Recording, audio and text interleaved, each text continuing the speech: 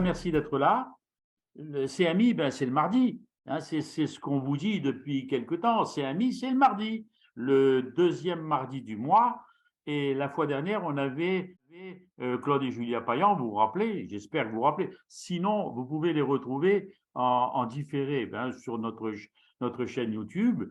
Et ce soir, on a un autre couple. Vous avez vu la promo qui a été faite par la publicité. Entre nous, on peut compter sur vous. Vous pouvez démultiplier cette publicité. Elle n'est pas réservée à nous.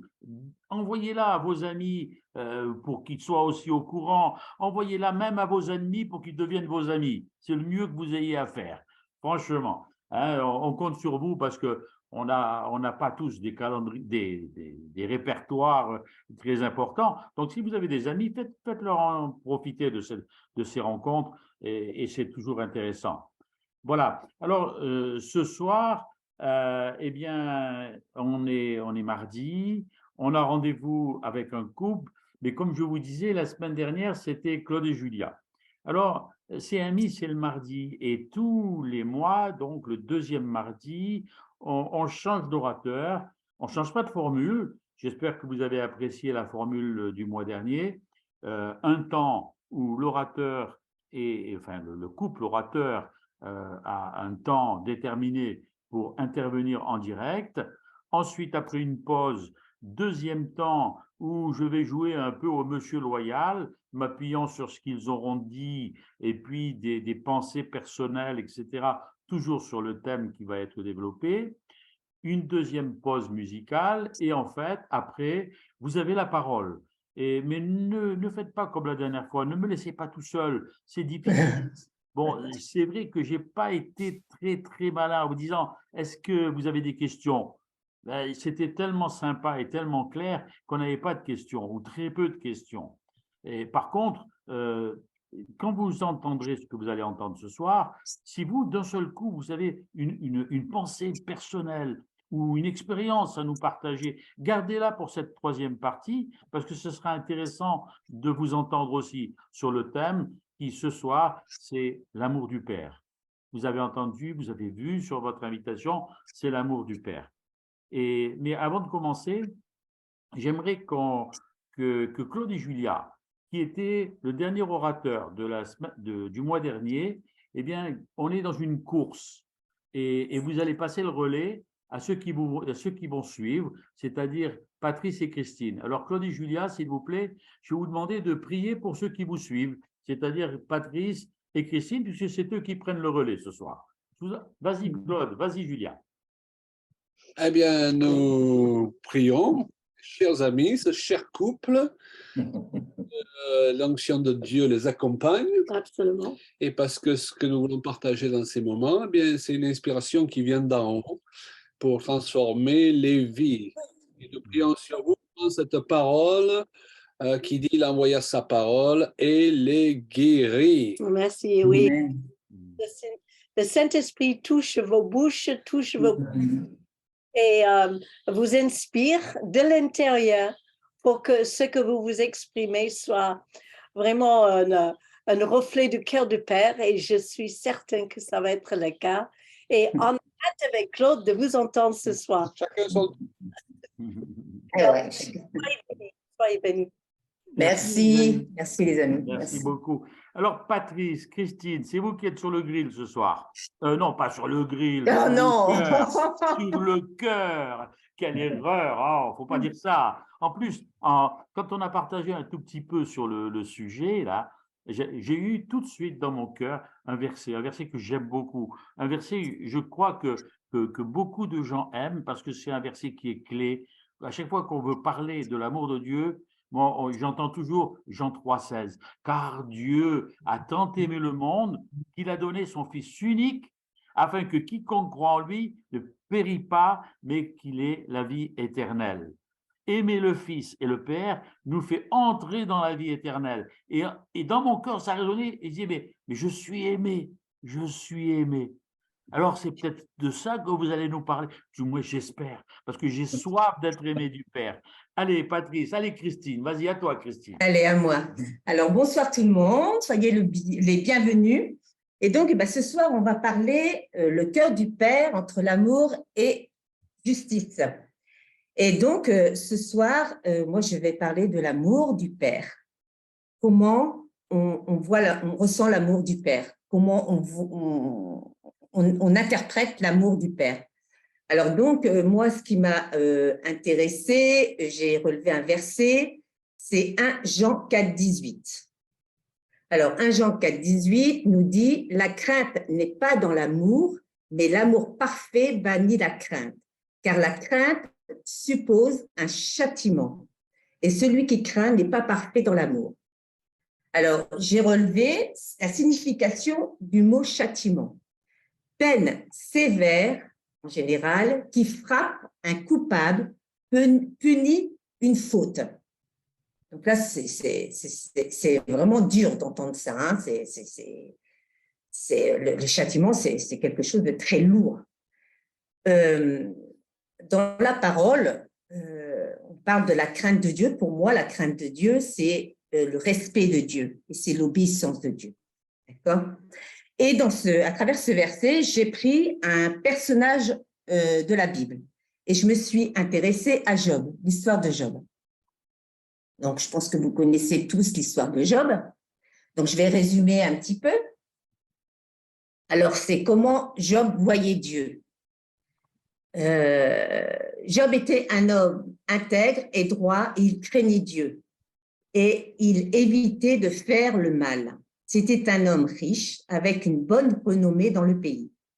Job avait des enfants, et quand ses enfants faisaient un festin, il offrait un holocauste à Dieu pour chacun d'eux, peur que ses enfants agissent mal et disent du mal de Dieu.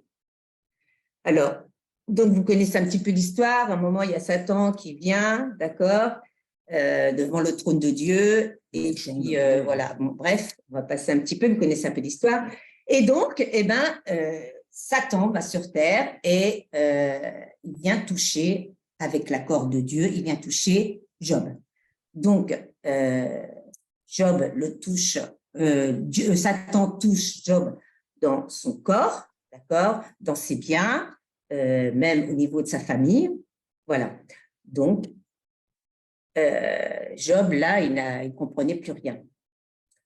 Donc, l'histoire, Job se met en colère, pense que c'est Dieu qui lui envoie ses fléaux. Alors, voilà comment il pensait de Dieu. Il dit, dans Job 1, 21, « L'Éternel a donné, l'Éternel a repris. » Même ses amis croient que c'est Dieu qui lui a affligé cela, car ils pensaient que Job avait forcément péché. Même ses amis, comment ils voyaient Dieu. Voilà. Et quand on lit l'histoire, donc Job, il passe par plein d'épreuves, et puis ce n'est pas des petites épreuves, hein, c'est des lourdes épreuves. Et à un moment, Job, il dit sur Dieu, dans 6, 4, « Car les flèches du Tout-Puissant m'ont percé, et mon âme en suce le venin. Les terreurs de Dieu se rongent en bataille contre moi. » Et un autre verset, dans Job 6, 8, « Puisse mon vœu s'accomplir et Dieu veuille réaliser mon espérance, qu'il plaise à Dieu de m'écraser, qu'il étende sa main et qu'il m'achève. » Vous vous rendez compte comment Job pensait de Dieu? Pour moi, quand on entend ça, il n'y a pas d'amour du tout. Il ne voyait pas Dieu comme un Dieu d'amour. Donc, je pense que Job lui manquait une dimension vis-à-vis de Dieu. Il voyait un Dieu, pour lui, qui condamne. Un Dieu qui n'a pas d'amour envers ses enfants. Pour moi, c'est ça, quand on dit ça. Donc, il lui manquait vraiment une dimension à propos de Dieu. Il lui manquait cette proximité avec lui, ce cœur à cœur avec lui. Il ne connaissait pas l'amour d'un père à un fils. Et il en veut à Dieu. Comme si Dieu nous détestait. Comme si que Dieu nous testait, je vais dire, pardon. Job était en colère contre Dieu. Job ne connaissait pas Dieu, comme il dit dans ce verset, verset 42,5. Jusqu'à présent, j'avais seulement entendu parler de toi. Donc, il n'avait pas cette proximité avec Dieu. Et puis, à un moment, bien sûr, donc il se passe plein de choses. Il avait même ses amis qui sont venus aussi lui dire qu'il était dans le péché, qu'il agissait mal et qu'il fallait qu'il se repente. Mais Job n'était pas comme ça. Il a tout fait pour plaire à Dieu. Il suivait les commandements. Il avait vraiment cette justice en lui. Il était clair. Donc, Job ne comprenait pas. Mais malheureusement, il voyait Dieu vraiment comme, je dirais entre parenthèses, un père fouettard. Et donc, à un moment, Dieu descend et vient parler à Job. Et pour moi, je pense que c'était la première fois qu'il rencontrait son Dieu et qu'il venait directement parler, dialoguer avec lui. Je pense que c'est la première fois qu'il vivait ça. Et donc là, il voyait son Dieu qui n'était pas lointain, qui était près de lui. Et quand Job a dialogué avec le Seigneur, il a vu que ce n'était pas le Dieu qu'il pensait. Il a vu que c'était un Dieu qui voulait son bien, que c'était un Dieu d'amour et surtout connaître qu'on pouvait avoir cette intimité avec lui. Et je pense que c'est ce qui lui manquait à Job. Job était quelqu'un de juste, intègre, c'est quelqu'un qui était droit, mais il lui manquait l'amour d'un père. Et comme j'ai bien aimé aussi avec Claude, quand tu disais c'est Papa Dieu, voilà, c'est notre Papa Dieu. Et je pense qu'il fallait qu'il connaisse ce Papa Dieu. Et pour lui, c'était un père, mais qui était assez lointain, voilà. Et je pense qu'il avait plus cette crainte de se faire taper sur les doigts et de dire oh là là là là là là, si mes enfants font une seule petite bêtise, oh là là là là, ça va pas aller, Dieu va nous en vouloir, il va nous arriver la foudre, non mais Dieu, c'est pas notre Dieu à nous d'aujourd'hui, c'est pas notre Dieu, on a plutôt un Dieu d'amour. Et on connaît l'histoire après, on sait que Dieu lui a redonné 2 fois plus de biens qu'il avait possédés, c'est là qu'il a vu aussi la main de Dieu agir. Il devait connaître Dieu comme un papa, un ami, un confident, un bien-aimé, etc. Dieu est juste et fidèle avec ses enfants. Oui, il a un cœur de père. Dieu aime sa créature. Même quand on pêche, Dieu nous aime. L'ultime source de tout encouragement est le fait que Dieu est amour, qu'il nous aime et a un plan parfait pour nous. Donc, l'importance de connaître Dieu et surtout d'avoir une intimité avec lui. Voilà ce que je voulais vous apporter ce soir. Et encore une fois, connaître notre Dieu, voir vraiment qui il est. Et je pense que c'est vraiment dans cette intimité de cœur à cœur où on va le connaître plus. Et c'est lui qui va nous remplir de cet amour qu'on a besoin tous. Voilà. C'est génial. C'est bien. Ouais.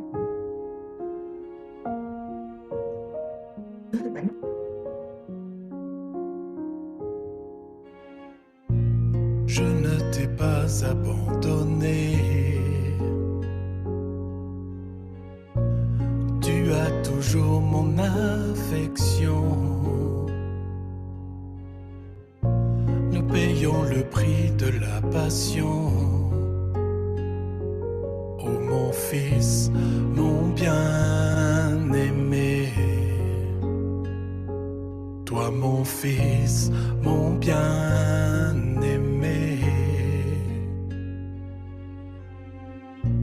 Voici cette coupe tant redoutée. Il va falloir se séparer. C'est seul que tu dois l'affronter, sans pouvoir intervenir. Je dois te regarder mourir. c'est le seul chemin pour guérir ce monde. Tu portes sur toi le fardeau de leur misère, de leurs maux.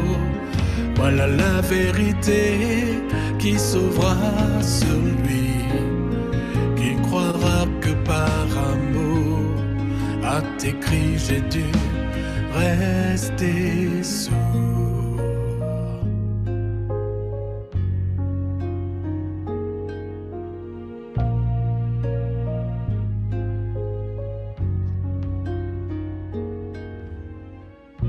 La mort ne pourra te garder, l'enfer ne pourra te toucher. Garde ton cœur dans la joie, dans la paix. Je t'attends à mes côtés, à ma droite, mon bien-aimé.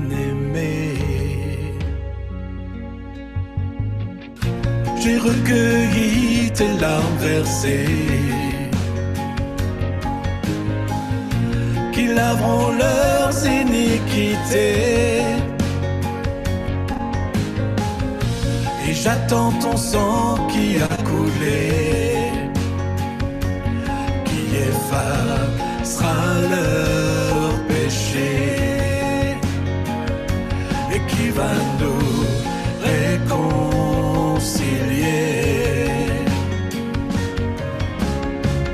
Tu t'offres en sacrifice comme voile du péché. Je leur montrerai mon cœur au travers de ton corps déchiré. Ils recevront la vie au prix de leur foi.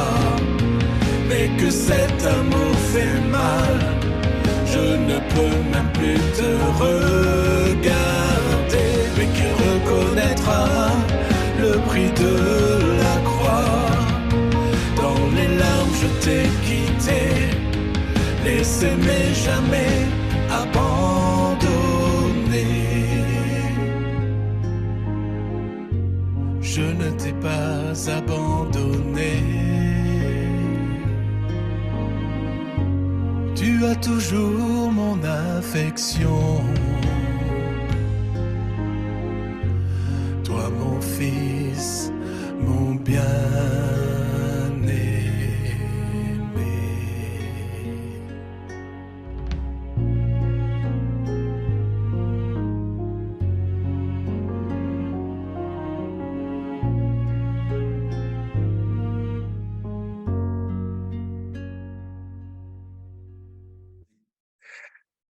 Voilà les amis, c'était le chant que j'avais choisi pour commencer ce thème que Christine a débuté dans son introduction. Alors, c'est vrai qu'on est parti sur l'amour du Père, mais moi, plus précisément, je vais vous parler du cœur du Père. Le cœur du Père prend de plus en plus d'importance dans ma démarche, dans ma relation avec Dieu. J'ai l'impression qu'il me manque encore une dimension, comme l'a expliqué Christine. Et j'ai beaucoup aimé quand elle m'a dit qu'elle voulait apporter sur l'amour de Dieu au travers de Job, de comment il concevait le Père. Et ça m'a beaucoup impacté parce que justement, moi, c'est la question que je me pose encore, que je me suis posée, que je me pose et que je vais vous poser au travers de cette question que Jésus a lui-même posée à ses disciples. Vous vous rappelez, c'est dans Matthieu 16, Jésus pose comme question à ses disciples, mais qui dit-on que je suis? Vous avez entendu, qu'est-ce que les autres pensent de moi et qu'est-ce qu'ils disent de moi? Et puis, une fois qu'il a entendu toutes les réponses, il s'intéresse à ses disciples, voir un petit peu quelle est la révélation dans leur cœur de qui il est. Et il leur pose cette question et il dit, et vous, qui dites-vous que je suis? Vous connaissez la suite et je ne vais pas continuer sur ce sujet-là, mais j'aimerais peut-être que l'on prenne cette question et que, comme Jésus le dit, que quand on le voit, on voit le Père. Et si le Père nous posait cette question, et vous, qui dites-vous que je suis? Alors, c'est un point qui est pas souvent soulevé. Je n'ai pas l'impression d'avoir entendu tellement de prédications, d'enseignements sur qu'est-ce que je pense du Père, comment je définis le Père. C'est parce que chacun le définit un peu avec ses propres valeurs, chacun le définit avec ce qu'il comprend de la parole, avec les enseignements qu'il a reçus, que l'on vienne d'une certaine dénomination ou d'une autre, que l'on vienne d'une certaine chapelle ou d'une autre, eh bien, on n'aura pas forcément le même point de vue ou le même regard sur le Père, et ça crée des divergences. Et j'ai beaucoup aimé avec ce qu'a apporté Christine par rapport au fait que, eh bien, on voit que Job, alors que le Père l'aime de tout son cœur, et rappelez-vous de ce qu'il dit à Satan, il dit « As-tu vu mon serviteur Job, mon serviteur ?» Malgré toute imperfection que l'on peut trouver à Job au travers de la peur, mais plus précisément de l'orgueil qu'il pouvait avoir, et on le voit dans la lecture des chapitres où il se prend pour un juste, il le dit lui-même, je suis juste, si je n'ai pas fait ceci, si je n'ai pas fait cela, si, eh bien qu'on me le dise et tout ça, il s'oppose à Dieu parce que pour lui, il n'a pas péché, il n'est pas pécheur, il est juste devant lui, alors que l'on sait qu'il n'y a pas un seul juste sur la terre. Et ça, c'est une forme d'orgueil, c'est de l'orgueil spirituel. Et c'est là que le Seigneur vient le cueillir. Et dans cet orgueil spirituel qu'il pouvait développer, malgré cela, l'amour du Père dit « mon serviteur », c'est mon fidèle serviteur. Et j'aime ce regard que Dieu a sur nous, c'est malgré notre imperfection, malgré le fait que l'on puisse pécher, que l'on puisse tomber, et ça j'en sais quelque chose personnellement, c'est dans mon témoignage personnel que je ne voudrais pas partager maintenant, mais j'ai vécu cela, que dans mes chutes les plus sales, ça ne change pas le regard que Dieu a sur moi. Ça ne change pas. Certes, j'attriste son cœur parce que, non pas parce qu'il est déçu de moi, mais parce qu'il me voit en souffrance. Et parce qu'il me voit en souffrance, j'attriste son cœur. Son cœur est attristé de me voir dans quel état je suis. Et ça, c'est son amour. Alors, il utilise ce qui est en sa possession pour pouvoir nous édifier, nous faire grandir, nous exhorter. Mais ça dépend de nous, ça ne dépend pas de lui. Quand on dit que Dieu est souverain, il est souverain, oui, dans ce que tu le laisses faire. Alors, je vais essayer de développer un petit peu ce point de connaissance que l'on a avec lui. Et je reviens sur mes questions.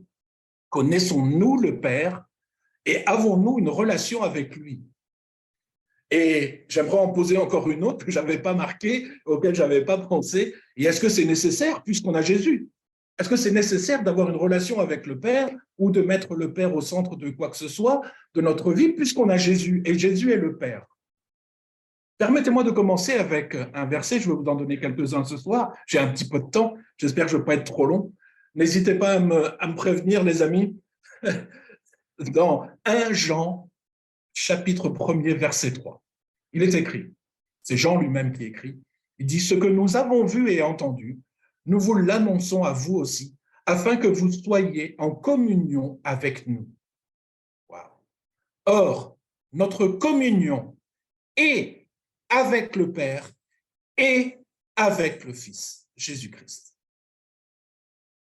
Jean lui-même appuie sur le fait que ce qu'ils ont vu et entendu et compris et ce qu'ils vivent, ils le partagent avec ses disciples pour que nous soyons en communion avec eux et donc tous ensemble et avec le Père et le Fils. Et il dit, il précise que notre communion, elle est avec le Père et avec son Fils Jésus-Christ. Alors rien que ce verset répond à la question, est-ce qu'on doit avoir une relation ou une communion avec le Père? Oui, j'espère de tout mon cœur que vous en étiez conscient et que ça ne vous pose pas de problème. Alors, il y a quelques années en arrière, j'avais fait une étude sur le Père et je m'étais intéressé, j'aime assez les chiffres, je suis plus matheux que français, comme on disait à l'école, j'aime bien ce côté mathématique Et je me suis intéressé au nombre de fois que le Père était cité dans les évangiles. Et on va commencer avec Marc. Marc qui est le premier, qui a été le premier évangile écrit, qui ont inspiré qui ont inspiré Matthieu et Luc, d'ailleurs. Et Marc, premier évangile, il cite le Père 5 fois. 5 fois en tant que Père, le Père céleste, notre Père céleste. Ensuite, il y a Matthieu. Matthieu, lui, le cite 44 fois. Encore une fois, en tant que Père céleste. Et puis, après, il y a Luc, dans l'ordre d'écriture. Il y a Luc. Luc en parle 17 fois.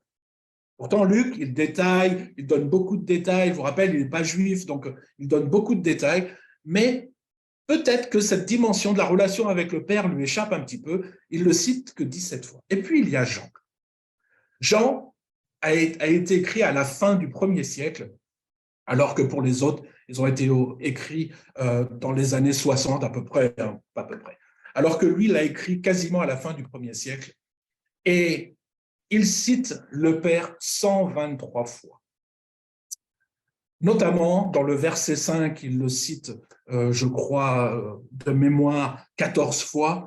Et dans le verset 5, oui, 14 fois, et dans le chapitre 5, excusez-moi, je vais y arriver, 14 fois, et dans le chapitre 14, il le cite 23 fois. Déjà plus que Matthieu, que Marc et que Luc, dans un seul chapitre. Il le cite 123 fois, et il parle de la relation entre le Père et le Fils. Vraiment, Jean met l'accent sur la relation entre le Père et le Fils. Et cette relation, elle prend tout son sens lorsque, dans Jean 17, Jésus dit, « Père, j'ai achevé l'œuvre que tu m'as donné à faire. J'ai fait connaître ton nom. J'ai fait connaître ton nom. » Et il y a beaucoup de versets dans l'évangile de Jean que l'on connaît. On vient de citer Jean 3,16, je vais revenir après dessus, mais il y a aussi Jean 14,6, je suis le chemin, la vérité et la vie. Nul ne vient au Père que par moi. Et je dis, et Jésus dira après dans Jean 10,10, je suis la porte, dans Jean 10, pardon, je suis la porte des brebis. Je suis la porte. Il ne dit pas je suis le but. Il ne dit pas je suis le but. Et nous avons fait de Jésus un but à atteindre. Excusez-moi si je percute un petit peu, c'est un peu volontaire. Dire, ben oui, bien sûr que c'est un but. Oui, c'est un but. Mais un but ne veut pas dire le but final. Puisque lui-même veut nous amener au Père. Lui-même veut que nous construisions une relation avec le Père. Il nous dit dans l'évangile de Jean, et même si vous lisez les 3 épîtres que Jean a écrits, on voit sa volonté qu'il a, que Jésus a de nous amener au Père, que nous rencontrions le Père, que nous connaissions le Père. Parce que dans le psaume, par exemple, 36,10, il est dit qu'il est la source de la vie. Et dans le proverbe 4,23, c'est écrit, il est les sources de la vie. C'est le Père la source. Et Jésus dira X fois, ce que je fais, je ne le fais pas de mon propre chef, je le fais selon la volonté du Père. Je fais ce que le Père m'a dit de faire. Je fais ce que j'ai vu faire auprès du Père. Et je ne fais que ça. Et nous, qu'est-ce qu'on fait? Est-ce qu'on fait que ça?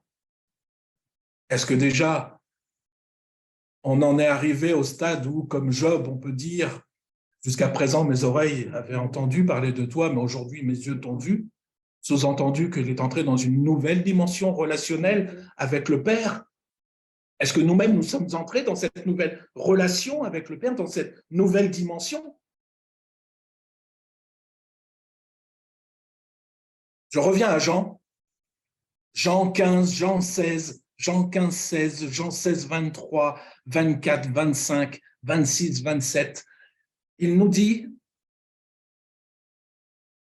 qu'à partir de maintenant, il va partir. Il explique qu'il va partir et qu'à partir de ce moment, ils ne le verront plus, qu'il sera auprès du Père et qu'il leur dit « Jusqu'à présent, vous n'avez encore jamais prié en mon nom. Il dit, mais là, maintenant, vous allez prier en mon nom. Vous allez demander au Père en mon nom. Dans Jean 15, 16, afin que ce que vous demanderez au Père en mon nom, il vous le donne. Dans Jean 16, ce que vous demanderez au Père, il vous le donnera en mon nom. Demandez et vous recevrez, afin que votre joie soit parfaite. Vous demanderez en mon nom. Je ne vous dis pas que je prierai le Père pour vous, car le Père lui-même vous aime. Où en sommes-nous avec notre relation, dans notre relation avec le Père? Est-ce que nos prières sont plus orientées vers le Saint-Esprit, vers le Fils, vers Jésus, ou vers le Père? Peut-être plus vers l'un que vers l'autre, peut-être. Et pourtant, Jésus lui-même nous dit vers qui on doit adresser nos prières. Et malheureusement, il me semble, c'est mon avis, les amis, je ne vous demande pas d'adhérer, je vous donne juste des points de réflexion pour que vous puissiez analyser les choses. Il me semble que nos doctrines, et ce que nous avons enseigné, et ce que l'on a entendu, sont très centrées autour de Jésus et pas autour du Père. Alors que Jésus lui-même dit qu'il est la porte pour nous amener au Père. Je ne dis pas qu'il ne faut pas mettre Jésus au centre. Je dis qu'il faut les mettre ensemble au centre de notre vie et avoir une relation auprès de celui qui est la source, même si le Père a tout remis entre les mains de Jésus. Et Jésus le dit même bien avant ça. Jésus, je ne sais plus dans quel verset, excusez-moi, j'ai plus la référence en tête, où il dit que le Père lui a remis toutes choses. Et pour autant, dans la prière sacerdotale, il met encore le Père en avant. Dans Jean 17, relisez cette prière qui est magnifique. Voyez comment Jésus met le Père en avant, il le met au centre de tout. Alors, bien évidemment, on parle de l'amour du Père. Parce que quand on parle du cœur, on pense à l'amour du Père. Mais de quel amour on parle? Et de plus en plus, j'essaye de m'orienter dans une compréhension d'un amour équilibré. Équilibré entre l'amour et la justice. Le cœur du Père est équilibré entre son amour et sa justice. Quand on regarde ce fameux verset que tu as cité, Jacques, et tu as bien fait parce que j'allais le reprendre, ce Jean 3,16. Dans Jean 3,16, on y voit l'amour de Dieu, mais on y voit aussi sa justice. Car Dieu a tant aimé le monde qu'il a donné son Fils unique. Point. Je vais m'arrêter là. Première partie, l'amour. Dieu a tant aimé le monde qu'il a donné son Fils unique. Rien que ça, les amis. Rien que ça. Nous qui sommes habitués à citer ce verset, vous qui l'avez entendu, je ne sais pas, des centaines ou des milliers de fois, arrêtons-nous là-dessus. Il a donné son Fils unique. C'est pour ça que j'ai voulu ce chant pour commencer. Et si un jour vous écoutez cet album qui va sortir, là ça y est, il sort là, maintenant dans 15 jours, je commence à envoyer les clés et les CD à tous ceux qui nous les ont demandé, 3 semaines maximum. Donc, il y a, juste avant les larmes du Père, il y a tout est accompli, c'est Jésus sur la croix. Et il commence par le psaume 22 et il dit « Pourquoi, mon Dieu, pourquoi m'as-tu abandonné ?» Et c'est pour ça que dans les larmes du Père, j'ai voulu commencer avec ce passage qui dit « Je ne t'ai pas abandonné ». Et il y a ce face-à-face entre le Père et le Fils, et là on voit tout l'amour du Père. Mais chose que l'on n'entend pas souvent, parce qu'on ne se l'imagine pas, et j'avais ressenti cela, je vais le dire ressentir comme ça, je ne veux pas dire que c'est une révélation, mais quand nous étions allés la première fois avec Michel, Corinne, Jacques, Joël, en Israël, quand on est allé visiter comment ça s'appelle, des larmes, là, le truc des larmes, comment c'est la fontaine aux larmes. La fontaine aux larmes, c'est ça. Je ne ressentais rien jusqu'au moment où, lorsque celui explique, il arrive au tableau, je passe sur tous les détails, ce serait trop long, mais quand il arrive à ce tableau de cette parole que prononce Jésus, mon Dieu, Eloi, Eloi, lama sabachthani, mon Dieu, pourquoi m'as-tu abandonné? Et là, il y a l'onction qui me tombe dessus et je pleure, pas de ce que le Fils est en train de souffrir, je pleure des larmes du Père. Il voit son Fils en train de mourir et qu'il ne peut pas intervenir parce que c'est son amour, parce que c'est sa volonté, et qu'il est, il est obligé de se retirer, de lui. Et pour autant, il ne l'abandonne pas. Et donc, c'est ce qui a donné ce chant, Les larmes du Père, où j'ai essayé de faire ressortir l'émotion que moi-même j'avais compris, ou tout au moins pensé comprendre sur la douleur du Père face à la croix. Alors, je m'étais dit, mais Père, il est dit que là-haut, il n'y a plus de larmes, il n'y a plus de douleur, il n'y a plus rien. Et montre-moi dans la parole si tu as pleuré. Et forcément, par l'Esprit, j'ai été conduit à lire beaucoup de passages dans l'Ancien Testament où notamment il est écrit que lorsque le Père parle au travers de la bouche des prophètes, il dit « Mon peuple, sur qui je pleure, j'ai versé des larmes pour toi. » Jésus lui-même à Jérusalem qui dit « Mais j'aurais tellement aimé. » Et puis il y a ce verset, parce que si Jésus est le Père, hein, puis il le dit à Philippe, il lui dit « Montre-nous le Père », il dit « Mais comment? Mais tu ne m'as pas connu, enfin, si tu me vois, tu vois le Père. » Et pourtant, dans Jean 11, 35, pour moi, le plus beau verset de toute la Bible, excusez-moi, hein, c'est pour moi, le plus petit aussi, 2 mots, Jésus pleura. Le cœur du Père qui se manifeste. Le cœur de l'amour du Père qui se manifeste au travers de son Fils, qui est l'amour incarné, bien évidemment. Bien évidemment. Alors, il y a un problème avec l'amour dans le corps de Christ. Ça, c'est un constat, les amis. Et le constat, il est que l'humanisme est entré. L'humanisme, il me semble, allez, je ne vais pas taper, il me semble que dans le cœur de beaucoup, l'humanisme s'est infiltré sournoisement.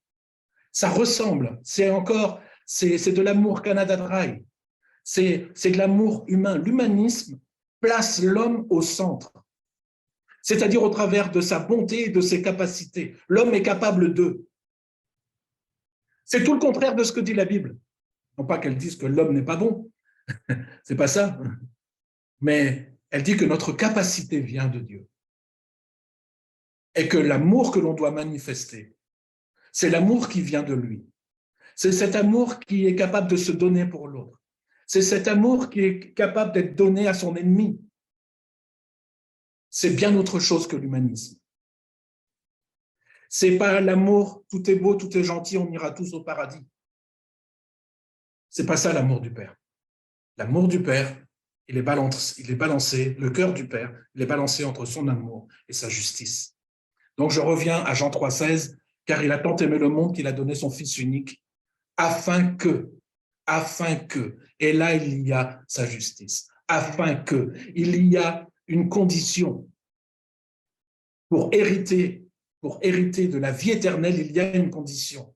Il y a un si. Si tu crois en cela, si, et ça c'est la justice de Dieu, c'est qu'il te donne la possibilité de, mais si.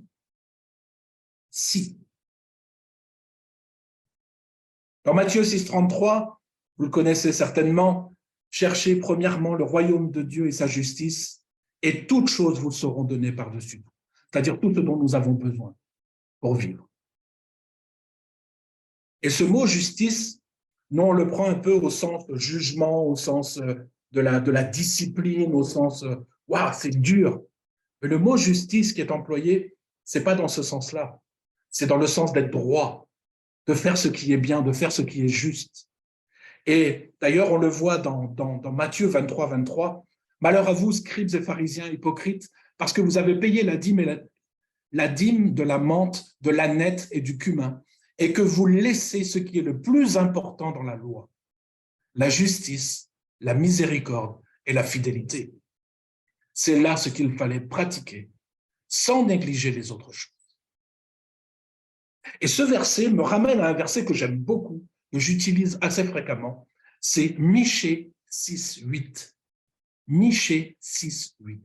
Qui dit, on t'a fait connaître ô homme ce qui est bien.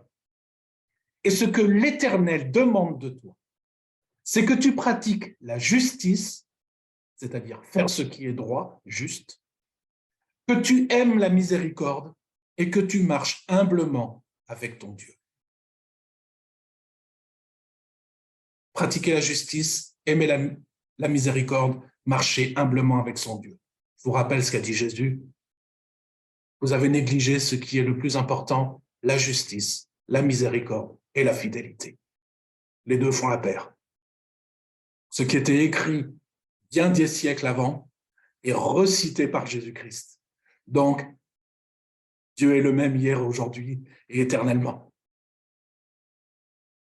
Alors, cet amour, pour qu'il soit équilibré et pour qu'on soit dans la justice de Dieu, va faire que, eh bien, on prenne nos responsabilités. Parce que là, il nous demande à nous de pratiquer cela. Alors, comment je le pratique? Je le pratique par rapport à ce que j'ai entendu, par rapport à ce que j'ai lu, par rapport à ce qu'on m'a enseigné. OK. Alors, le problème, c'est que le cœur de Dieu, écoutez bien, le cœur de Dieu, c'est-à-dire au travers de son esprit, va te pousser à agir au-delà de ce que tu comprends dans les Écritures. Et je pense, et je veux dire par là, à ta première compréhension. Si tu n'as pas les révélations sur certains passages, il se peut que tu sois bloqué et que tu agisses comme avec des règles et des préceptes. Tu agisses au travers d'un cadre. Le verset dit ça, la parole dit ça, et je fais ça. Dans 2 Corinthiens 3, verset 6, il est écrit, c'est Paul qui l'écrit, il nous a aussi rendus capables. Il nous a aussi rendus capables. Qui ça? Jésus-Christ, le Saint-Esprit, d'être ministre d'une nouvelle alliance. Non de la lettre, mais de l'esprit. Car la lettre tue, mais l'esprit vivifie. Alors, bien évidemment, cette Bible, ma Bible, c'est pas ce qui est écrit qui tue. La parole ne tue pas. C'est pas elle qui tue. C'est la compréhension que j'en ai. Et quelle est la compréhension? Si j'ai une compréhension terre à terre de la parole, un peu comme le faisaient apparemment les pharisiens qui avaient un cadre, qui avaient un moule, et puis que c'était comme ça, c'est écrit ceci, on doit faire comme ça, on doit agir comme ça. Et s'il n'y a pas les révélations du Saint-Esprit, qui te donne la pensée de Dieu, qui te permet d'aller au-delà de ta première compréhension, alors tu risques d'utiliser cette parole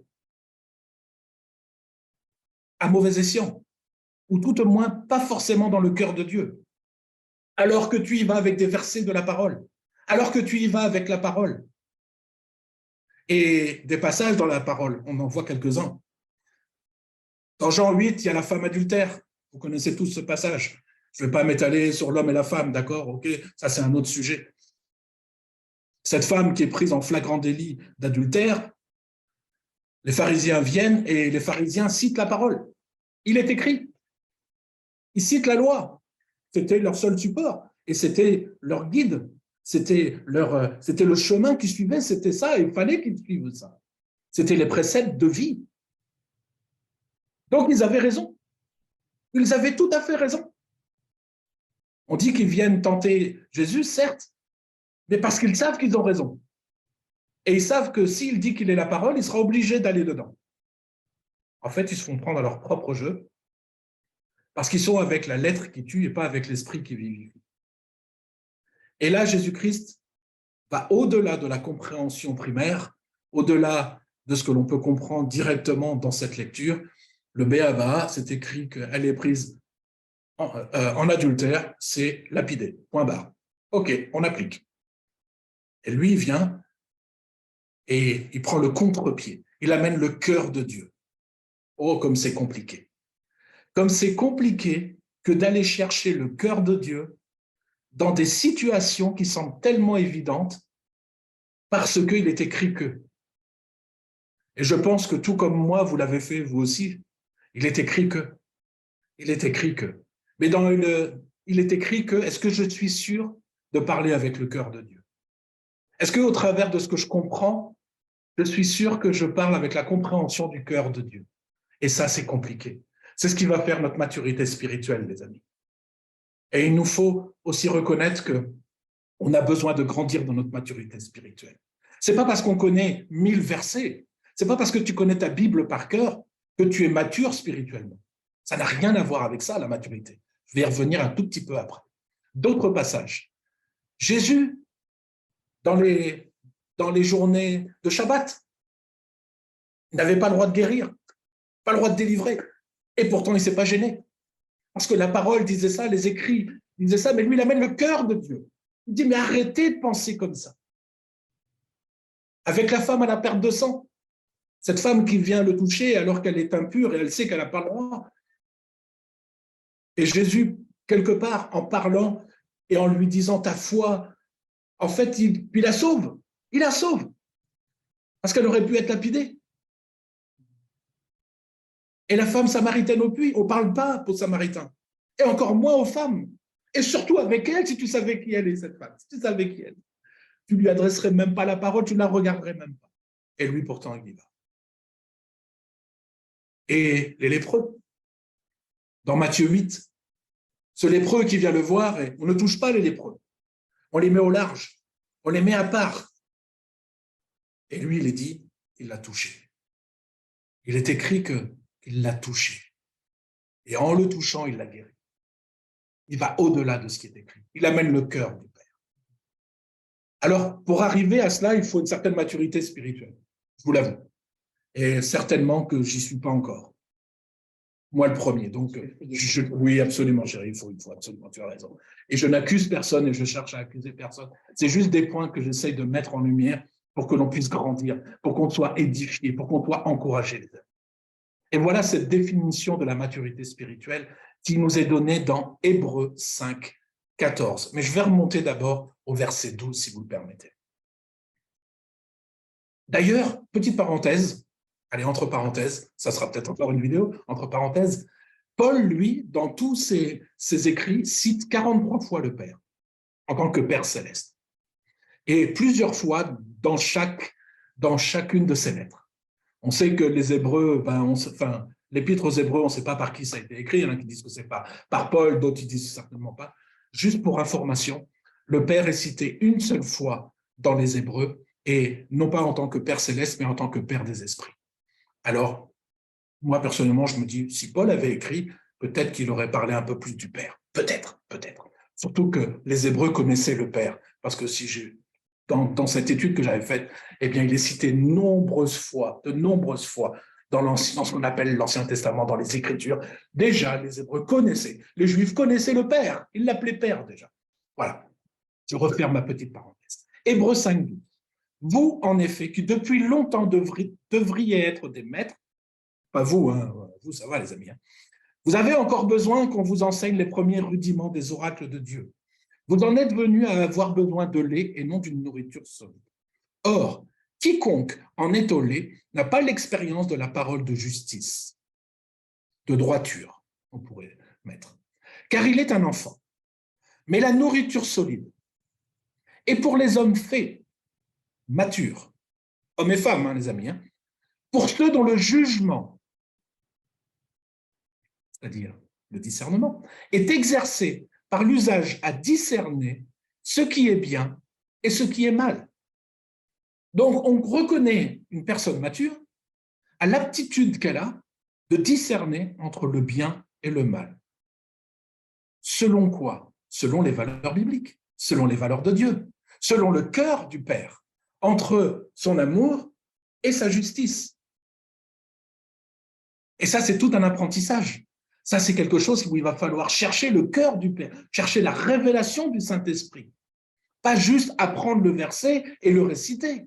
Ça va beaucoup plus loin, ça va beaucoup plus en profondeur. On va s'élever spirituellement. Ça suffit l'enfantillage. Maintenant, on va s'élever, les amis. Même si c'est utile d'apprendre des versets, de connaître les versets, bien évidemment, je ne remets pas ça en cause. Mais pour moi, il me semble beaucoup plus important que de comprendre ce qui est écrit dans le verset.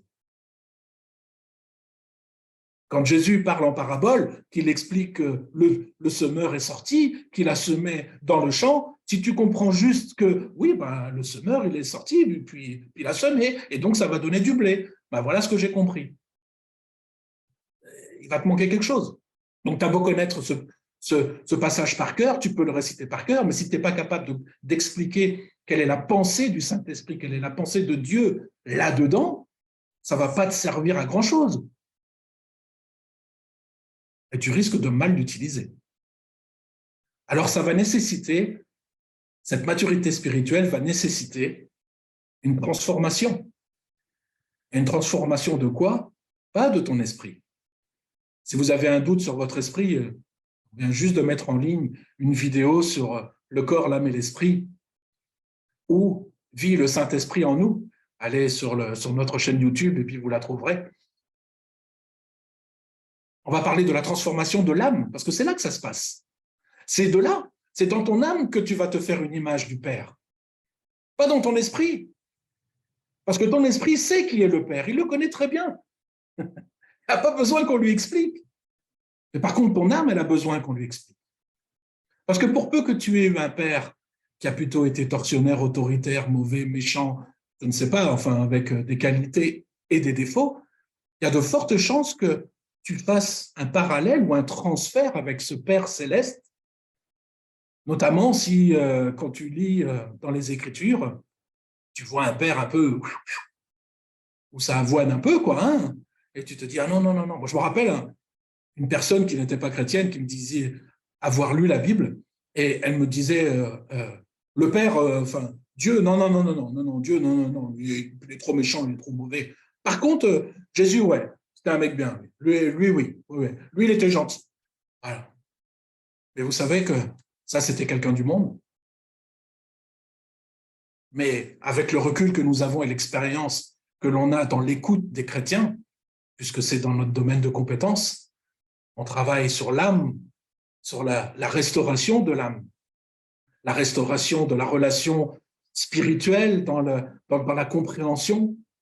On voit beaucoup de chrétiens, et même chez ceux qui disent avoir de la connaissance et qui sont convertis depuis des années, on voit une méconnaissance du Père. On voit des cœurs blessés, on voit des cœurs qui ne sont pas guéris, on voit des blessures enterrées, on voit une âme avec des caractères fortement marqués dans le mal. On voit des couples qui se déchirent, on voit des maris chrétiens qui humilient leurs femmes, on voit des maris chrétiens qui frappent leurs femmes. Ne me dites pas que c'est que dans le monde, les amis. Je suis désolé d'être un petit peu direct, mais il est temps de se réveiller. Dans Éphésiens 5,14, il est dit « Hé, réveille-toi, toi qui dors ». Il y a des fois des points que nous devons remettre devant nos yeux, des points de connaissance, des points de révélation, des points de doctrine, des points de compréhension, et il faut que chacun de nous puissions le faire et vraiment en vérité devant le Seigneur, en vérité. Et on peut se faire aider par plusieurs, par des personnes de confiance, pour nous dire si notre compréhension est bonne. Parce qu'on peut se tromper, les amis. On peut se tromper. Et j'entends tellement souvent, je le dis moi-même, mon Dieu, le Dieu que je sers, il n'est pas comme ça, il est comme ci, il est comme ça. Mais ça, sache que c'est selon toi, ta compréhension. C'est selon ton vécu. Et selon ton âme transformée ou en cours de transformation ou pas transformée. Alors, pour terminer, les amis, je vais m'arrêter là. Il est important que dans le cœur du Père, que nous puissions chercher cet équilibre entre son amour et sa justice. Et je vais vous rappeler encore une fois Michée 6:8, puisqu'on a vu que Jésus l'a repris lui aussi, mais j'aime comme il est écrit dans Michée 6:8. On t'a fait connaître, ô homme, ce qui est bien. Et ce que l'Éternel demande de toi, c'est que tu pratiques la justice. Donc je vous rappelle, faire ce qui est droit, faire ce qui est juste. Que tu aimes la miséricorde et que tu marches humblement avec ton Dieu. Voilà les amis, j'espère que je ne vous ai pas trop rentré dedans. Je voulais juste vous ramener quelques points de réflexion. Sachez qu'on vous aime. Merci Patrice, merci Christine. Ben, moi, on va prendre un tout petit temps en écoutant un chant pour laisser pénétrer ces paroles que vous venez de nous partager dans nos cœurs. Je vous invite à écouter ce chant simplement et vous laisser pénétrer par ce que vous venez d'entendre.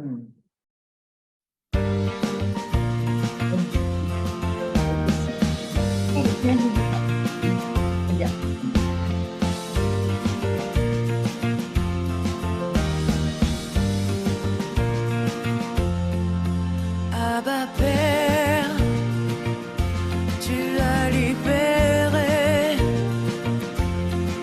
sur ma vie tes douces ondées,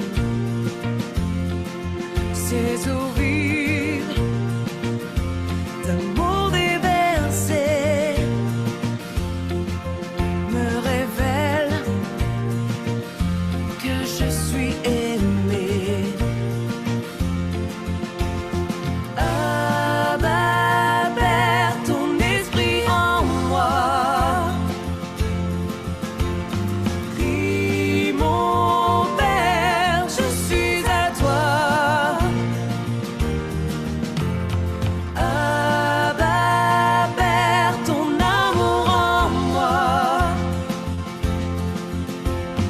crie mon Père, je suis à toi.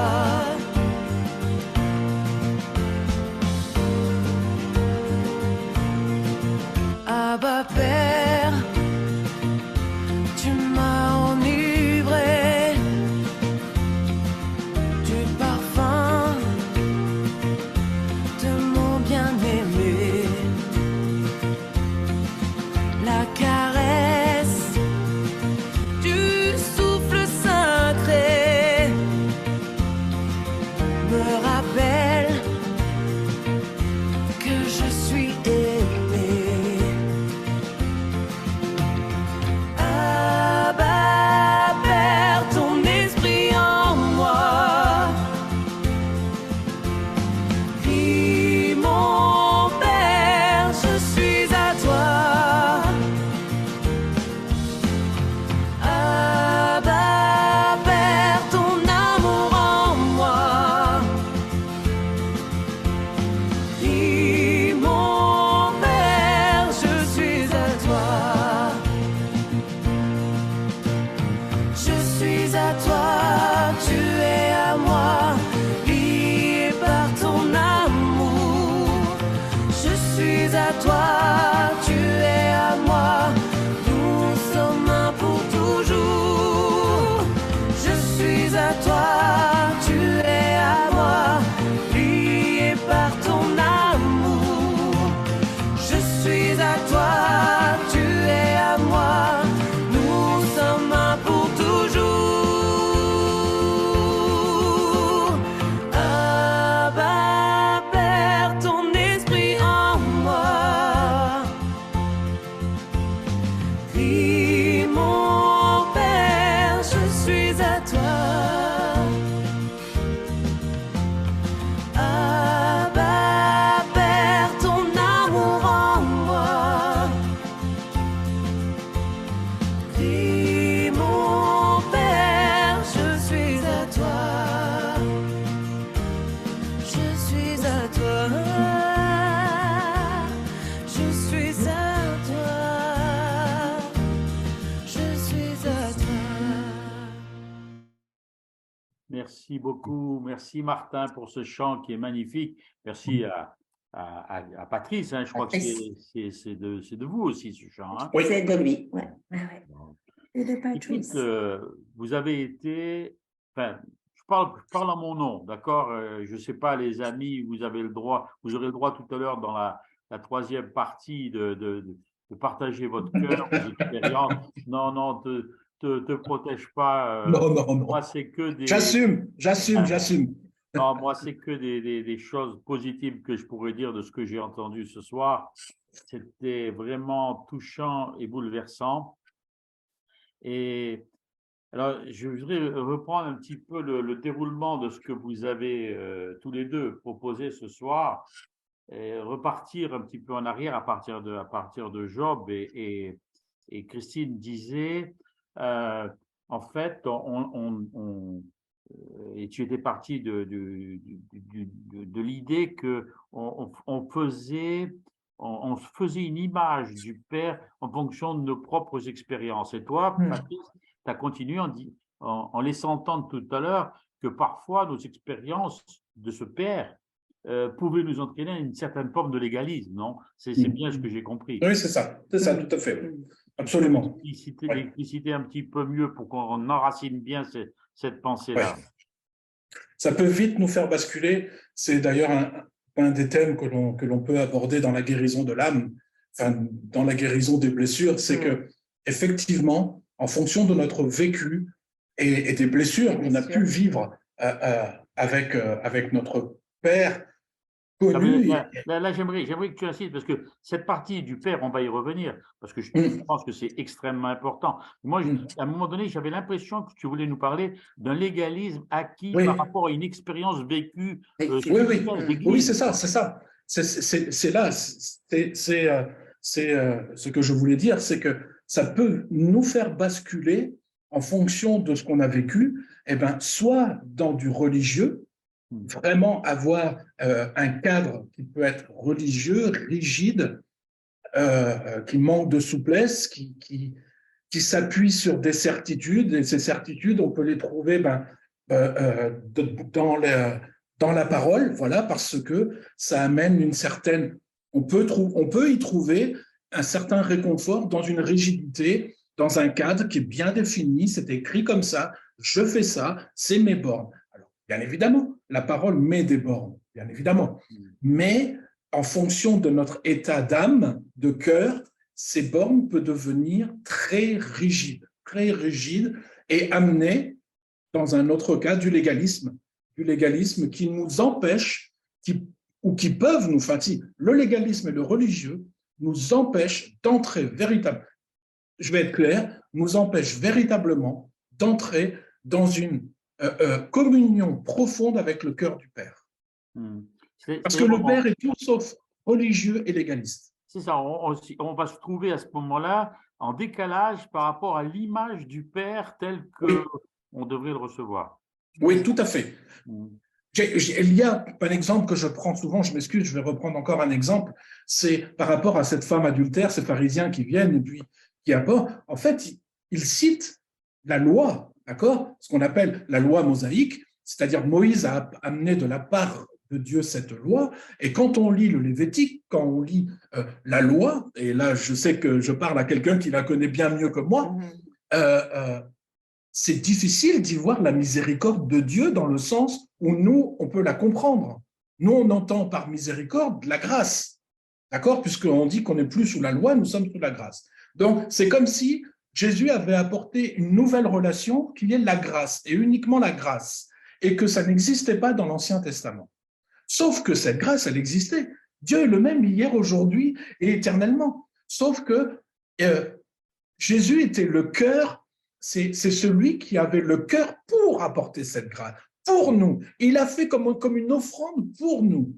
De la même façon que lorsque, à plusieurs reprises, je n'ai pas le nombre exact, mais toi peut-être tu vas le savoir, Jacques, mieux que moi, lorsque le Père, l'Éternel, avait décrété une sentence sur le peuple hébreu pendant ce temps où ils étaient dans le désert, où il a dit « maintenant je vais les détruire tous », il se lève. Il y a un homme qui se lève avec le cœur de grâce, avec le cœur de Jésus, dans la même pensée, c'est Moïse. Le même qui a apporté cette loi se lève et vient dans son intercession et dans sa supplication se placer entre le Père et le peuple pour lui dire « S'il te plaît, Père, stop, arrête, c'est pas ça ton cœur. Ton cœur, c'est pas de vouloir détruire, même si je le comprends, même si je sais, ça, c'est ta justice, mais moi, je fais appel à ton amour, je fais appel à ta grâce, je fais appel. » Et on voit que l'Éternel change. Il change. Alors qu'il a décrété quelque chose, il change. Il amène sa grâce. Et ça, on le voit plusieurs fois. Je pense que tu es en accord avec nous. Voilà. Et donc, c'est ce cœur-là que nous devons chercher. Et c'est ce cœur que manifeste Jésus avec cette femme et avec les autres. C'est vraiment le cœur du Père, c'est l'amour du Père qu'il manifeste dans la justice. dans la justice, parce qu'il va quand même lui dire à cette femme, va et ne pêche plus. C'est vrai. N'oublie pas ça quand même, parce que il y a quand même un risque à un moment que, voilà. C'est ça, Pas aller plus. la grâce, c'est quand même pas faire n'importe quoi. Exactement. J'allais dire que la grâce a ses limites. D'accord. J'allais Moi, dire ça, mais je me suis retenu parce que j'ai dit ça va peut-être être mal compris, mais bon, voilà, non, tu l'as non, dit. non. Et je vais te donner une définition là que en t'écoutant, je cherchais, j'écrivais, j'ai creusé, même je me suis dit à un moment donné, j'espère qu'ils ne pensent pas que je suis en train de faire autre chose. Non, Et t'inquiète j'ai pas. trouvé deux définitions qui m'ont paru intéressantes. La miséricorde, c'est ne pas recevoir ce que l'on mérite.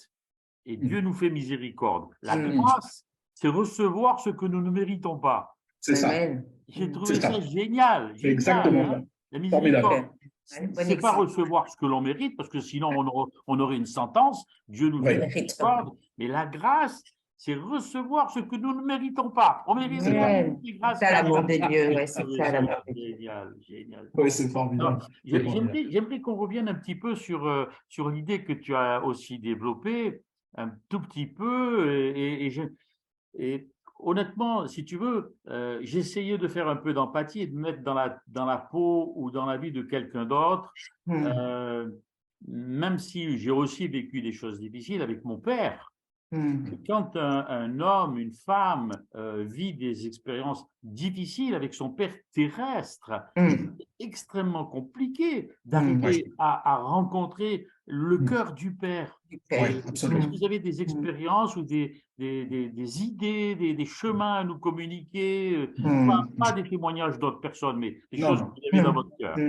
Vas-y. Moi, je pourrais témoigner quand j'ai rencontré Dieu. C'est vrai que j'ai plus rencontré Jésus au début, hein, parce qu'on parle beaucoup de Jésus et pas du Père. Et c'est vrai que, bon, j'ai fait comme la plupart, j'ai fait mon catéchisme et on parlait beaucoup de Jésus, mais on ne parlait pas du Père. J'avais une méconnaissance du Père, complètement du Père. Et c'est vrai que quand j'ai donné mon cœur au Seigneur, j'ai eu vraiment aussi du mal à m'approcher du Père parce que j'avais un Père déjà autoritaire. Donc, mon père biologique, j'avais du mal, je lui parlais, je me confiais pas à lui, je n'avais pas de dialogue avec mon père. C'était un père, bon, on a manqué d'affection et tout, bon bref. Mais au début, Dieu le Père, je le voyais un petit peu comme ça. Je me disais, voilà, un père, bon, avec mon père, j'ai pas cette intimité, j'ai pas, et Dieu le Père, je le voyais comme ça. Mais grâce par Jésus, oui, par Jésus, il m'a fait. Je suis passée par Jésus pour connaître l'amour du Père. Et c'est là qu'il a commencé à travailler dans mon cœur. C'est le Père qui a travaillé dans mon cœur sur son amour pour moi. Et il m'a commencé à me donner cet amour, cette affection du Père. Et c'est vrai qu'à partir de là, j'ai vu un autre Père. Même si je n'avais pas cette affection avec mon père biologique, mais lui, il me l'a donné. Je ne l'ai pas eu avec mon père biologique, mais lui m'a rempli. J'avais mon vase, on parle souvent d'un vase, et j'avais mon vase qui était même pas au tiers, et lui me l'a rempli. Il m'a rempli ce vase parce qu'il savait que j'avais besoin de cet amour. Et là, j'ai vraiment commencé à faire vraiment cette rencontre et savoir qui était Dieu pour moi. Voilà. Oui, mais vous avez dû rencontrer dans votre parcours déjà des gens qui disent ouais, mais attends, tu me parles de l'amour, tu me parles de l'amour du Père, mais moi, mon père, hein, il était violent, moi, mon père, parfois, il a abusé de moi, etc. Et comment on peut arriver à aimer Dieu le Père alors qu'on a vécu des expériences aussi négatives, quoi? Pour moi, c'est un mystère. Oui, c'est un mystère. C'est un mystère, mais pourtant, qui trouve sa source dans notre relation avec Jésus, premièrement. Parce qu'on ne peut pas accéder au Père sans passer par Jésus. C'est impossible. Parce qu'il est la porte, il est le chemin qui nous conduit au Père. Et Jésus commence par nous montrer l'amour du Père au travers de sa propre guérison, au travers du pardon qu'il nous accorde, au travers de toute son œuvre. Et c'est vrai qu'il est plus facile pour nous, selon les écrits, de voir l'amour manifesté en Jésus que l'amour du Père. parce que c'est la croix, parce que c'est lui qui meurt sur la croix, parce que… Et on n'entend pas parler de la souffrance que le Père aurait pu ressentir ou il a ressenti. Il faut quand même bien se rappeler pour nous que depuis toute éternité et pour toute éternité, comme ça on comprend qu'il n'y a pas de temps, le Père et le Fils ne font qu'un. Ils ne font qu'un. Il n'y a pas de… Ça déjà, on a du mal à le comprendre parce qu'il n'y a pas de temps. Ils ont toujours été un. Sauf au moment où il meurt sur la croix, d'un commun accord, certes, c'est Jésus qui dit « Père, moi j'y vais », mais d'un commun accord, il savait qu'il devait se séparer. Il devait briser cette union qui les unissait et ils se sont retrouvés tous les deux, chacun seul de leur côté. Et ça les a fait souffrir. Je veux même aller plus loin dans ma compréhension du prix de la croix. C'est pour moi le point le plus important.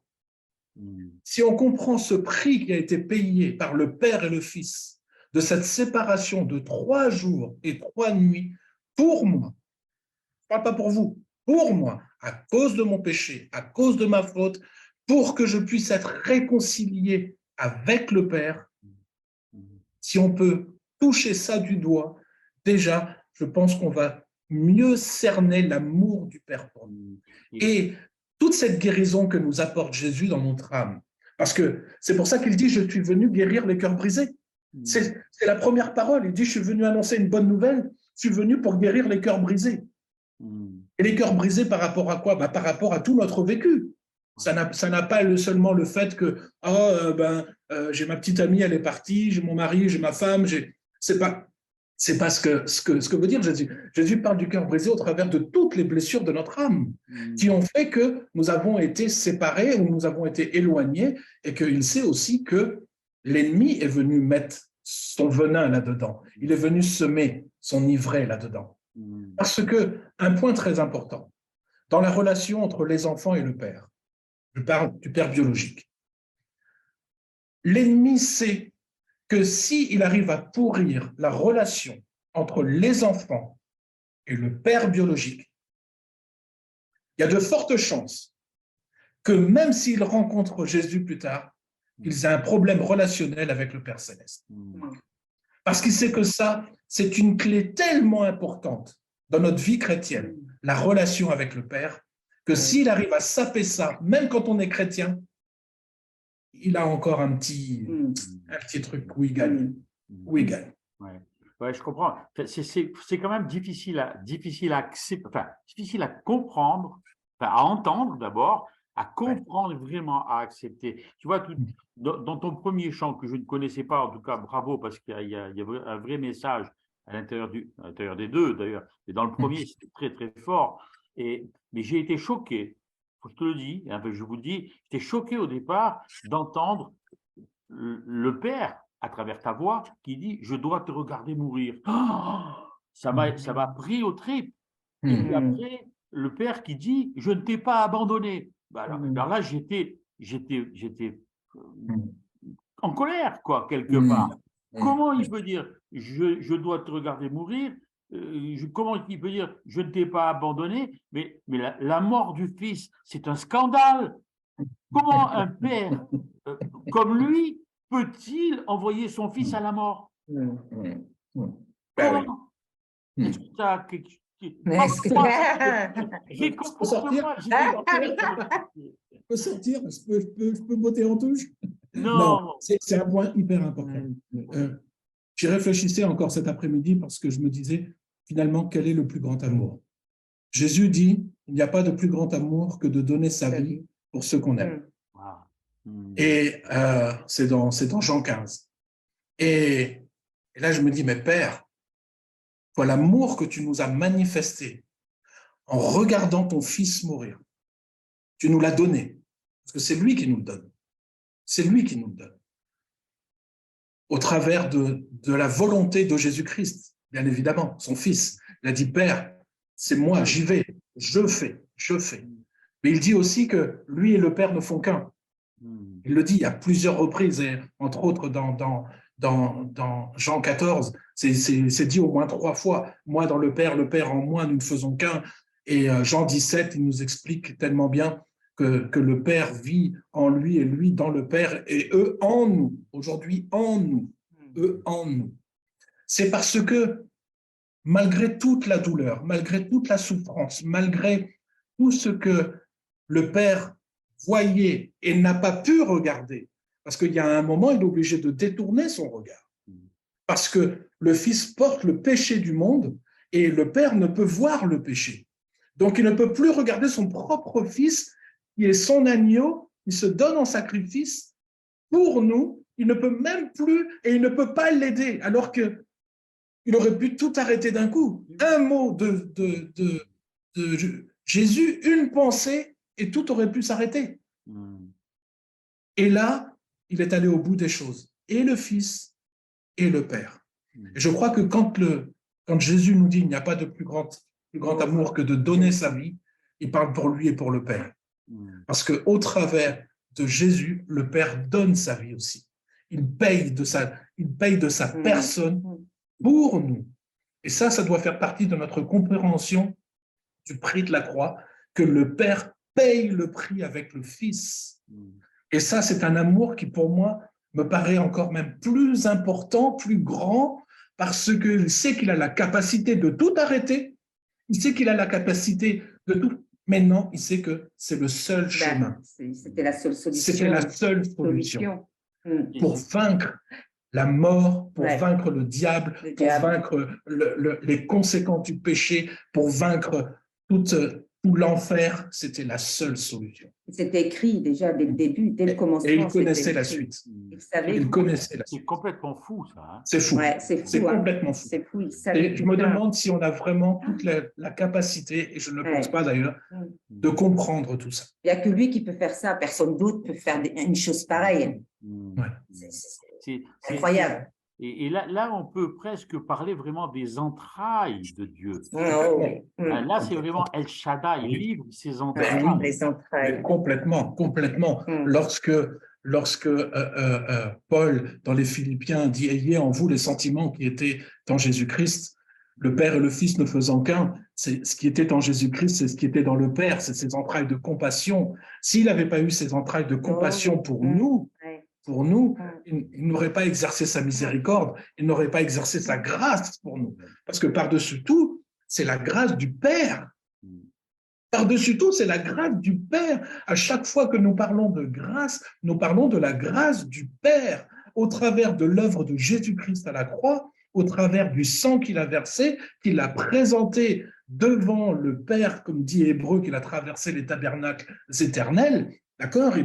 C'est ce temple qui est là-haut, dans la présence du Père, où il est venu tout sanctifié par son propre sang. C'est la grâce du Père qui agit encore. Et ce qui est encore plus merveilleux, Jacques, ce que je ne fais, et je ne de cesse que de parler de ça quand on parle du pardon. Quand nous-mêmes, on doit pardonner, quand il faut que l'on pardonne, comme tu l'as dit à juste titre, et on comprend cela, nous avons eu notre lot de souffrance aussi, mais par moments, on se dit que c'est quasiment rien par rapport à ce qu'on entend, à des situations de vécu. Et il y a un autre chant d'ailleurs qui fait partie du même album qui s'appelle « Je te pardonne » et où j'ai essayé de mettre en parole toute cette difficulté que l'on peut rencontrer, bien que l'on sache que nous devons, bien que l'on sache qu'il n'y a que ce chemin-là, toute cette difficulté que l'on peut avoir et le combat intérieur entre la chair et l'esprit pour pardonner.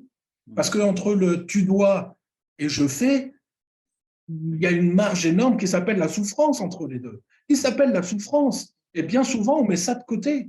C'est-à-dire que l'état de l'homme, l'état de pensée du cœur de la personne, on botte en touche. On dit non, mais t'es chrétien, donc vas-y. Christ Non.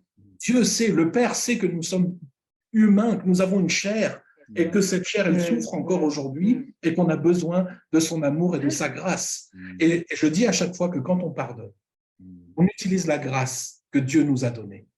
Et c'est la même grâce, exactement la même, qu'il a utilisée pour nous.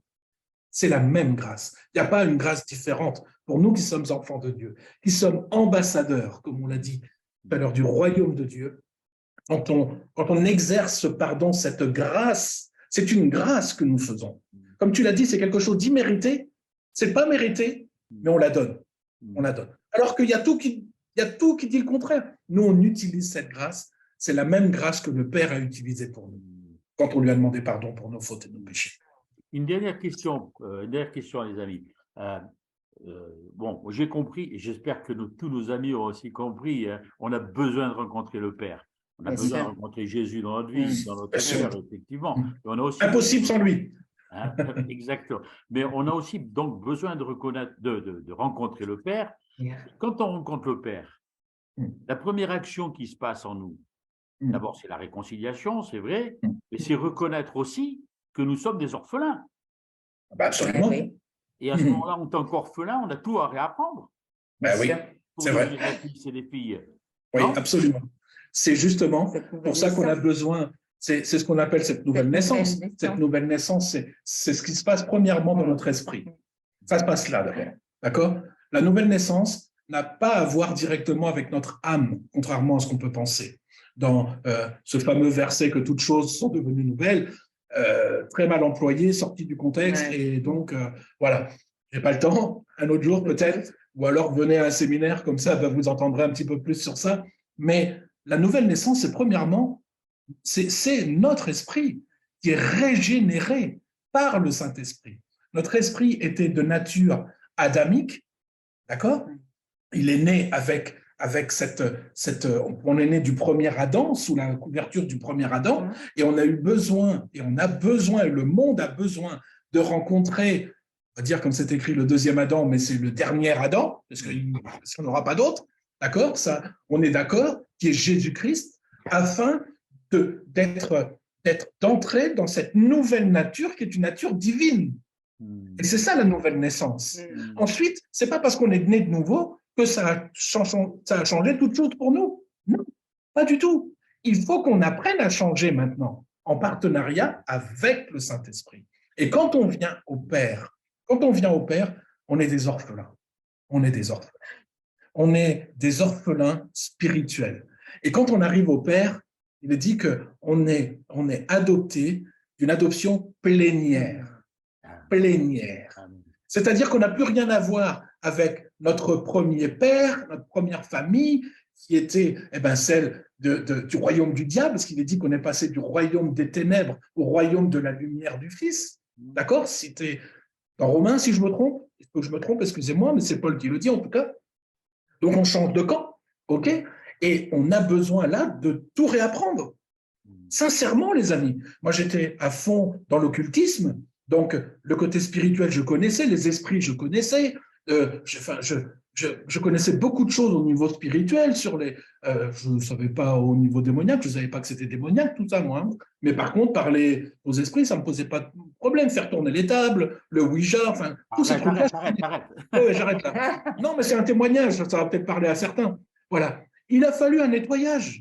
Et il a fallu que j'apprenne qu'il y a des choses qui sont bonnes et des choses qui ne sont pas bonnes.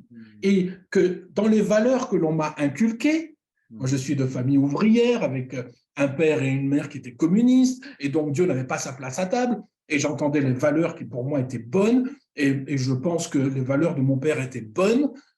Je n'ai pas dit que les valeurs du communisme étaient bonnes, non, pas ça. Humaniste de ta famille. C'est ça, voilà. C'était bon, mais il a fallu que je recadre tout ça. Puis il a fallu que ce soit nettoyé. Et là, j'ai eu besoin du Saint-Esprit. Et ça, c'est important, et je vais arrêter avec ça, parce qu'autrement, je vais parler toute la nuit. C'est dans Jean 8. Non, pas encore. Attends, j'ai encore un truc à dire. Dans Jean 8, 35 ou 36, excusez-moi, il est dit que si le Fils vous affranchit, vous serez réellement libre. Donc, nous, on fait un raccourci rapide et on dit « j'appartiens au Fils, donc je suis libre ». Voilà, j'ai été affranchi, d'accord? Sauf que ce n'est pas ce que dit la parole, et c'est surtout pas ce que dit Jésus. Certainement pas. Ce n'est pas le fait qu'on soit à Jésus qu'on est affranchi. Désolé, les amis. Pour m'expliquer, il faut remonter quelques versets avant.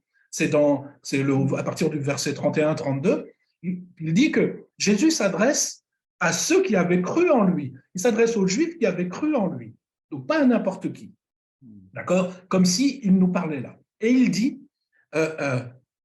si vous, je voudrais les mots exacts, si vous restez dans mes commandements, alors vous êtes vraiment mes disciples. Vous découvrirez la vérité et cette vérité vous affranchira. Ah, c'est pas systématique. C'est pas parce qu'on est à Christ qu'on est affranchi. Et il y a le si qui est important. Il y a le si. Le si, il est qu'il faut que tu ailles lire dans la parole, que tu découvres ces ordonnances, ces commandements, il faut que tu apprennes. Et c'est comme ça que tu vas être affranchi. C'est comme ça que j'ai eu des guérisons profondes de l'âme, du rejet. C'est énorme. Lorsque tu dis pour la première fois, moi qui étais, je fais cours, oh là là là, ça y est, je suis parti. Ouais, non, Patrice, je suis désolé, Ouais. mais effectivement, il faut que tu raccourcisses parce qu'il est déjà 10 heures. Ah, d'accord. Bon, Non, non, Oh, mais- allez, j'arrête là. J'arrête là, Ah, les amis. arrête, Patrice. J'arrête là, Martin, j'arrête là. merci d'intervenir. Désolé, hein, Martin, mais- je te- Enlève les piles, enlève les piles. Non, c'était passionnant, c'était bien, Patrice, c'était bien. Ouais. Martin, moi, je t'invite à passer notre petit intermède musical de Christine et Tonino. Hein?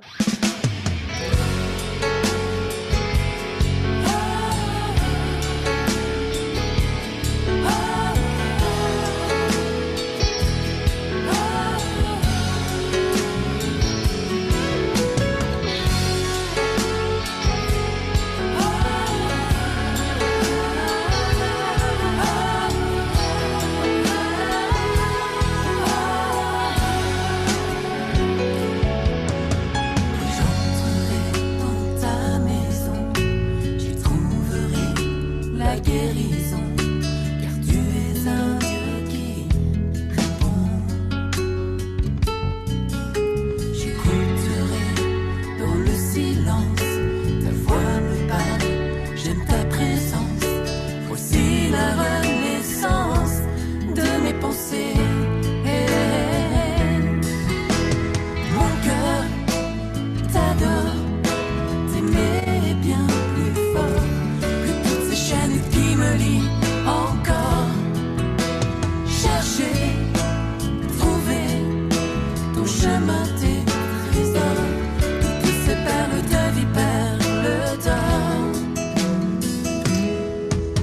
Tu les vois soupirer et cacher au fond de moi, dans le secret de toute mon intimité. Je laisserai ainsi ta main me fasciner et prendre soin de ma vie égarée, de tes pensées. Mon cœur t'adore, t'aimer bien plus fort que toutes ces chaînes qui me lient encore. Chercher, trouver ton chemin, tes trésors, toutes ces perles de vie, perles d'or. Mon cœur t'adore, t'aimer bien plus fort que toutes ces chaînes qui me lient encore. Chercher, trouver ton chemin, tes trésors, toutes ces perles de vie, perles d'or. Je me prosterne devant toi, Seigneur, devant toi. Ce lieu saint, je viens vous poser mon cœur. S'il m'écoute de t'aimer,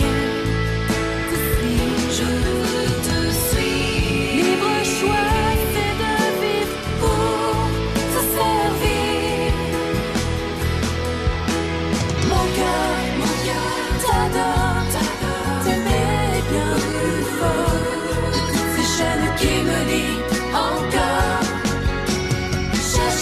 Chercher, trouver ton chemin, tes trésors, toutes ces perles de vie, perles d'or. Je veux t'aimer de tout mon cœur, t'aimer. Je veux t'aimer de toute mon âme.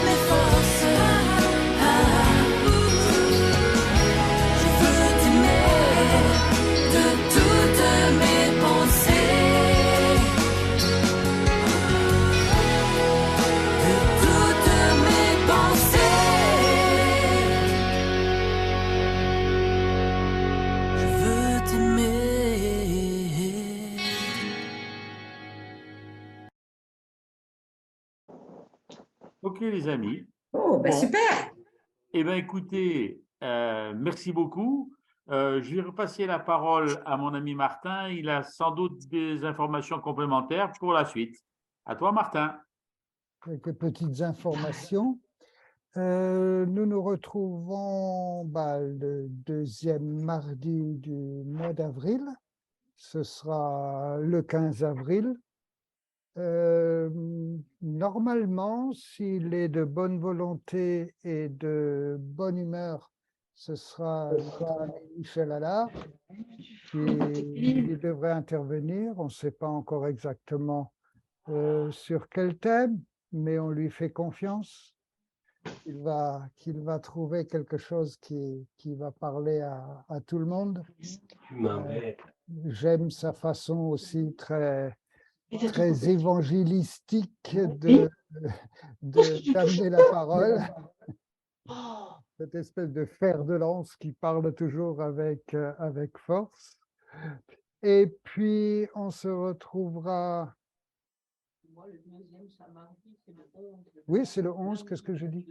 Ah non, c'est le 11, c'est pas le 15, c'est le 11. Et puis, on se retrouve plus tard, on se retrouve au mois de mai, à partir du 19 au soir jusqu'au 21 au matin, c'est un week-end. On se retrouve en présentiel à Roussy pour le troisième volet de notre trilogie, et ça s'appellera Faire. Alors, ce ne sera pas forcément faire pour faire, mais ce sera faire pour faire ce qu'on est appelé à faire, ce qui fait toute une autre affaire. Voilà.